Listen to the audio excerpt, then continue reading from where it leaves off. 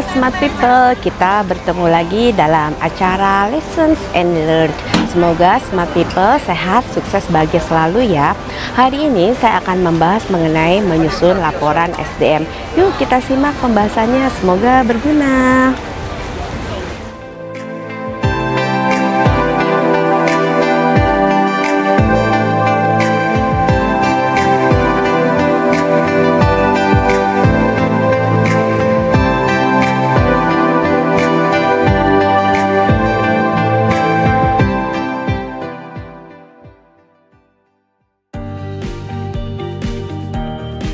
Hola Smart People, kita berjumpa kembali dalam acara Lessons and Learn. Sehat, sukses, dan bahagia selalu. Hari ini kita akan membahas materi mengenai menyusun laporan SDM. Mari kita simak bersama-sama, semoga bermanfaat. Menyusun laporan SDM berarti mengolah data SDM menjadi informasi yang rapi, sistematis, dan dapat digunakan oleh pimpinan atau pihak eksternal seperti Disnaker, BPJS, auditor, dan lain-lain. Pertama, mari kita bahas ruang lingkup kerjanya. Yang pertama, mengidentifikasi jenis laporan yang dibutuhkan. 1. Laporan internal atau untuk manajemen headcount atau jumlah karyawan, absensi dan kehadiran, turnover atau keluar masuk karyawan, laporan pelatihan dan pengembangan, kinerja SDM, dan lain-lain. 2. Laporan eksternal atau untuk regulator, laporan ketenagakerjaan ke Disnaker, laporan BPJS Kesehatan dan Ketenagakerjaan, laporan pajak PPh 21. Yang kedua, mengolah data menjadi informasi yang informatif.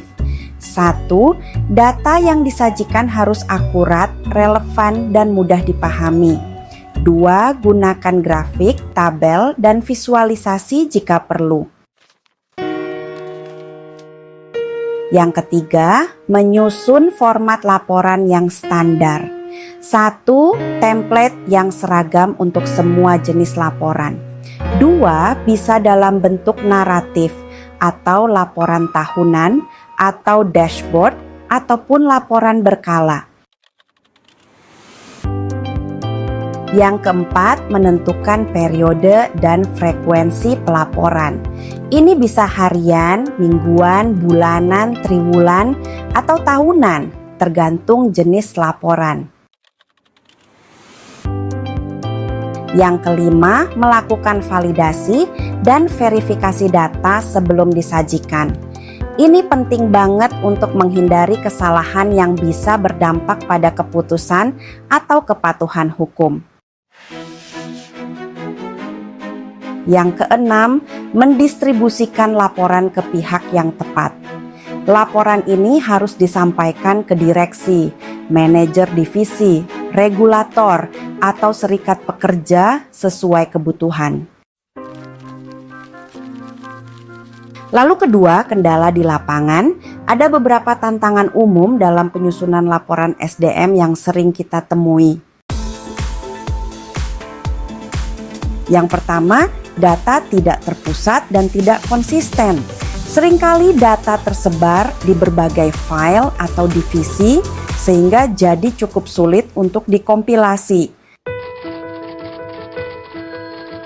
Yang kedua, kurangnya pemahaman tentang format pelaporan. HR belum terbiasa membuat laporan analitis atau visualisasi data. Ini bisa jadi tantangan tersendiri ya. Yang ketiga, deadline laporan yang sering terlewat. Terlambat karena proses pengumpulan dan verifikasi data manual, ini memang sering bikin pusing. Yang keempat, kesalahan input data atau human error. Tanpa sistem otomatisasi, kesalahan angka bisa terjadi dan fatal. Aduh, ini memang harus diwaspadai. Yang kelima, laporan tidak dimanfaatkan. Seringkali laporan hanya jadi formalitas saja dan tidak dipakai untuk pengambilan keputusan. Selanjutnya ketiga, rekomendasi untuk HRD.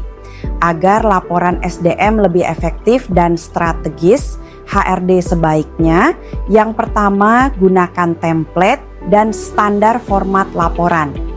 Satu format untuk semua jenis laporan akan sangat memudahkan pemahaman dan efisiensi kerja. Yang kedua, manfaatkan sistem Haris dan Excel otomatisasi. Dengan cara ini kita bisa menarik data secara real time dan mempercepat proses penyusunan laporan. Yang ketiga, buat dashboard laporan SDM digital. Nah, ini bisa berbasis Excel, Google Data Studio, atau aplikasi HR Analytics. Yang keempat, latih tim administrasi dalam data analytics dasar. Supaya mereka bisa mengubah data menjadi insight misalnya. Mengapa turnover tinggi di satu divisi?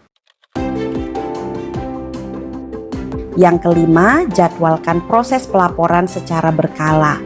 Jadi, tetapkan siapa yang mengerjakan apa dan kapan laporan disampaikan.